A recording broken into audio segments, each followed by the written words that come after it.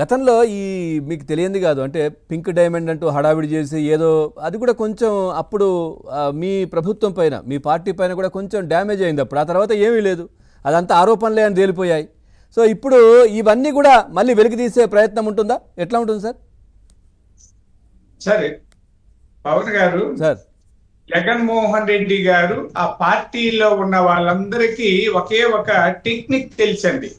ఎదుటి వాళ్ళ మీద బురద జల్లడం, వాళ్ళు కడుక్కోవాలి. అంటే ఏదో ఒక ఆరోపణలు నిందలు మోపడం, ప్రజల్లో గందరగోళం సృష్టించడం, అనుమానాలు రేకెత్తించడం, వాళ్ళని ఉత్తములుగా భావించాలి అనుకోవడం వాళ్ళ భ్రమ. అలా చేస్తూ ఉంటారు. అలాగే పింక్ డైమండ్ ఇవన్నీ కూడా తీసుకొచ్చారు. అవన్నీ ఏమీ లేదని తేలిపోయింది. అంటే ప్రతి దాన్ని ఏదో విధంగా చంద్రబాబు నాయుడు గారి మీద రుద్దడమే అండి వాళ్ళ పని. ఏమంటే ఇక్కడ చంద్రబాబు నాయుడు గారు నిబద్ధత కలిగిన వ్యక్తి. ఆయన వెంకటేశ్వర స్వామికి నిజమైన భక్తుడు అండి. ఎందుకంటే ఆయన ఊరు ఆ పాదాల చెంత ఉంది.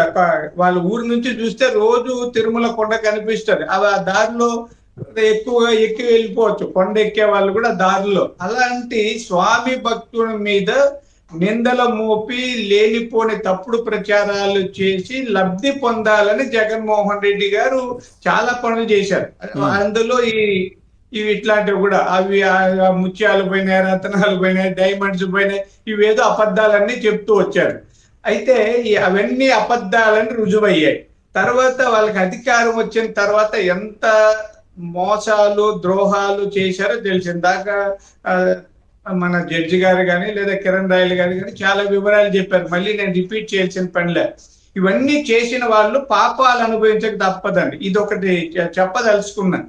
చాలా మంది నాకు తెలుసండి, నాకు ఎందుకంటే వీళ్ళకంటే నాకు ఇంకొద్ది ఎక్కువ అనుబంధం టీటీడీ వాళ్ళతో. ఎందుకంటే 2001 నుంచి శ్వేత అని ఒకటి ఉందండి ట్రైనింగ్ అకాడమీలో. నేను అప్పటి నుంచి ఇప్పటి వరకు గెస్ట్ ఫ్యాకల్టీగా ఉన్నానండి. ఇన్నేళ్లుగా 2001 నుంచి దాదాపు 24 ఏళ్లుగా నేను వెళ్తున్నా. ఎక్కువగా క్యూ మేనేజ్మెంట్ ఇట్లాంటివి చెప్పేవాడిని వాళ్ళ ఉద్యోగులకి. అక్కడ చాలా మంది అసంతృప్తి వ్యక్తం చేస్తుంటారు. అయితే ట్రైనింగ్ అకాడమీలో అక్కడ చెప్పే అవినీతి అక్రమాలు మనం వెలికి తీయలేం కదా, విని కూడా విన్నట్టు ఉంటాం. కానీ మనం ఏం చెప్తుంటామంటే ఎలా దేవుడికి సేవలు అందించాలి, ఎలా భక్తుల్ని గౌరవంగా చూడాలి, అక్కడంతా సిస్టమేటిక్ గా చేయాలి, ఇట్లాంటివి శిక్షణలు ఇస్తుంటాం. అప్పుడు ఈ వైసీపీ అధికారం ఉన్నప్పుడు ఎన్ని ఘోరాలు జరిగాయో చాలా మంది ఉద్యోగులు చెప్పేవాళ్ళు. ఇందాక మన కిరణ్ రాయల్ గారు చెప్పి, సార్ ఒక టికెట్ ఏదో అంటారు శ్రీవాణి టికెట్ 10,000 అంటారు, వీళ్ళ దగ్గర కలెక్ట్ చేసుకుంటారు. కానీ 500 రూపాయల టికెట్లు తీసుకుంటారు.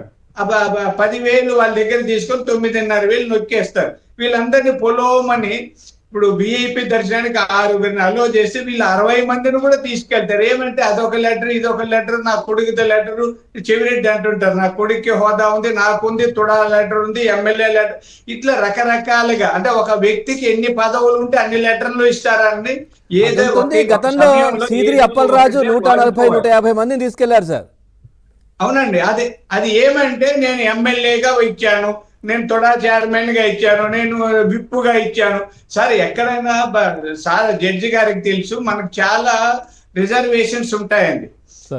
ఏదైనా రిజర్వేషన్ కానీ లేదా ఫెసిలిటీస్ ఒక్కదాన్నే వాడుకోవచ్చండి. ఉదాహరణకు చెప్తే, నేను ఫార్మసీ కౌన్సిల్లో రిజిస్టర్ అయ్యిందానండి. నేను ఇంకొక కౌన్సిల్లో రిజిస్టర్ అవ్వడానికి ఒప్పుకోడు.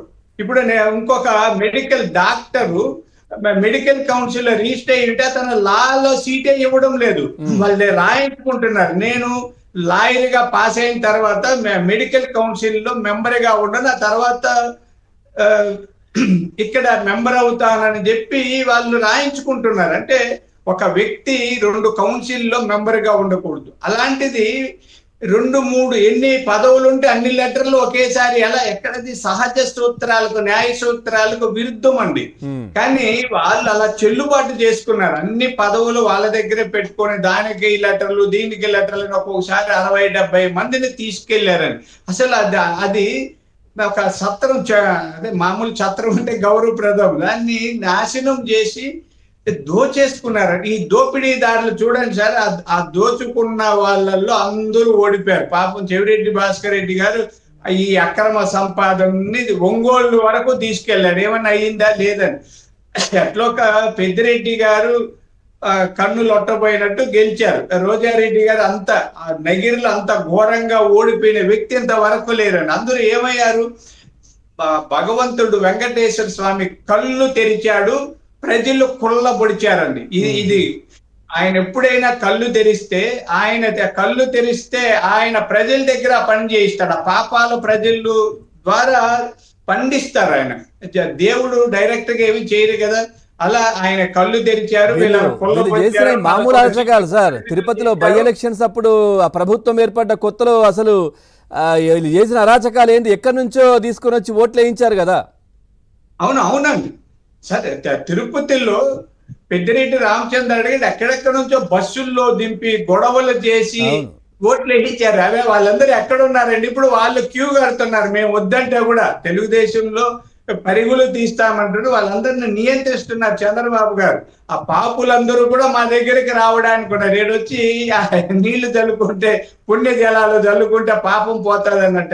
ఎవరి పాపము దేవుడు క్షమించడు, పాపిని ఖచ్చితంగా శిక్షిస్తాడు. ఈ వైఎస్ఆర్ పార్టీలో పాపం చేసిన పాపులందరూ శిక్షలు అనుభవించక తప్పదు. Right sir, right. రామకృష్ణ గారు ఇందాక బ్రేక్ అయింది సార్, ప్లీజ్. పవన్ గారు